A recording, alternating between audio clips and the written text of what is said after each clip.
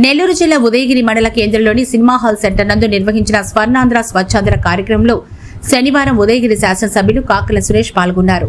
ఈ సందర్భంగా రోడ్డుపై నిలిచిన మురుగునీటిని బురదని పంచాయతీ కార్మికులతో కలిసి స్వయంగా శుభ్రం చేశారు.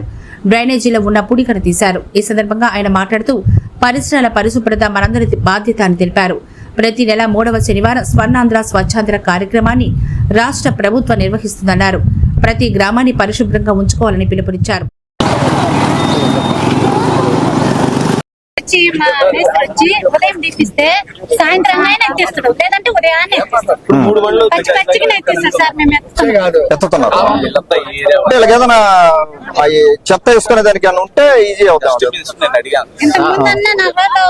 అది కాదు నేను అనేది, క్లీన్ చేసినప్పుడు బెట్ ఉంటది కదా, ఆ బెట్ తన డబ్బాలు వేసుకునేటప్పుడు కాలం కట్టిండు నా సైడ్ మొత్తం ఊడిపోయింది. ఇల్లులన్నీ కొత్త కట్టింది. ఎక్కడ కాలువ కట్టారా? చేశారు చెప్పు. ఎన్ని వీధులు క్లీన్ చేశారు? ఎక్కడ క్లీన్ చేసిన వీధి ఏది? ఇక్కడ ఏం లేదా దగ్గరలో? నేను చూస్తాను ఒకసారి, మళ్ళీ జాగ్రత్త చేయండి. మీకేమైనా ఇబ్బందులు ఉంటే చెప్పండి, పంచాయతీ సెక్రటరీకి చెప్పండి. నాయకులు ఉన్నారు, తర్వాత ఈయన వార్డు మెంబరు. బ్లాక్ చేసేసి పోవడానికి లేదు, ఇక్కడే చూడండి సార్ ఒకసారి. అక్కడ పోవడానికి మేజర్ డ్రైన్ బ్లాక్ అయిపోయింది. అందరికీ నమస్కారం అండి. ముఖ్యంగా ఇక్కడికి వచ్చిన మన జర్నలిస్ట్ మిత్రులకి ధన్యవాదాలు. ఈ రోజున స్వచ్ఛాంధ్ర కార్యక్రమంలో భాగంగా ఉదయగిరి టౌన్ లో డ్రైన్ క్లీనప్ అనే కార్యక్రమం పెట్టుకోవడం జరిగింది. దీనికి రాకపోయే ముందు జల్దంగి మండలంలో కూడా ఒక చిన్న కార్యక్రమం చేసుకుని ఇక్కడికి రావడం జరిగింది. ఈ కార్యక్రమం ముఖ్య ఉద్దేశం అవేర్నెస్ కల్పించడానికి. అంటే మనం ఉదయగిరి టౌన్ గాని తీసుకుంటే ఎక్కడ కూడా చాలా వరకు ట్రైన్లన్నీ క్లోజ్ అయిపోయిన పరిస్థితి, అవుట్లెట్ లేదు. అంటే ఎంక్రోచ్మెంట్స్, ఒక రెస్పాన్సిబిలిటీ అనేది లేకుండా ఇల్లు కట్టుకున్నప్పుడు ఇంటి ముందున్న కాలువకి పూర్తిగా స్పేస్ ఇవ్వకుండా ఎక్కడికక్కడ మనం బ్లాక్ చేసుకుంటూ పోయిన దాని వల్ల ఈ పరిస్థితి వచ్చింది మనకు. దీనికి permanent solution under ground drain వేయడం ఒకటే పర్మనెంట్ సొల్యూషన్. దానికి ఎస్టిమేట్స్ రెడీ చేయమని చెప్పాను. డిపిఆర్ రెడీ చేసుకుని ఒక్కొక్కటి కనీసం ఒక 3 స్ట్రీట్లు 4 స్ట్రీట్లు అన్న మనం చేసుకుంటూ ముందుకెళ్లాల్సిన అవసరం ఉంది. ఇది దాదాపుగా గత 40 ఏళ్లుగా ఉన్న సమస్య, పెద్ద సమస్య.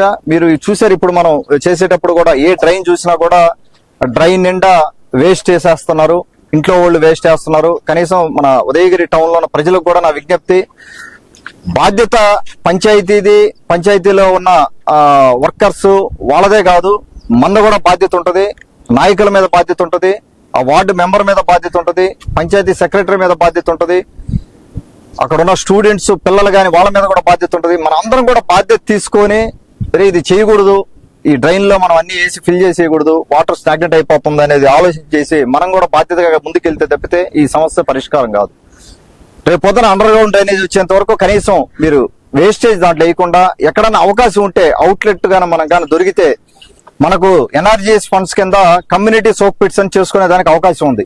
మనం గాన అవుట్లెట్ ఎక్కడన్నా బ్లాక్ అయిందని కానీ అనుకుంటే ఒక 75,000 తోటే, 75,000 కదండి ఎంబడి ఎవరు, 75,000 తోటే కమ్యూనిటీ సోప్ పిట్ ఒకటి కానీ మనకన్నా స్పేస్ ఉంటే అక్కడే కానీ మనం కానీ క్రియేట్ చేసుకోగలిగితే గుంత పెద్ద గుంతలాగా చేసుకుంటే ఆ కమ్యూనిటీ సోప్ పిట్ లోకి అవుట్లెట్ వస్తుంది. అట్లీస్ట్ అవుట్లెట్ వస్తే ఆ నీళ్లు కొంతవరకు ఆడ వెళ్లే పరిస్థితి ఉంటుంది.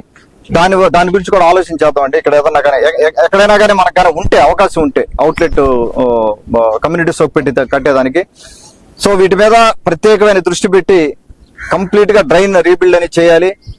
క్రౌడెడ్ అయిపోయింది ఉదయగిరి టౌన్ అనేది. ఇల్లు కూడా ఇంకెక్కడా కూడా స్పేస్ ఉండే పరిస్థితి లేడు.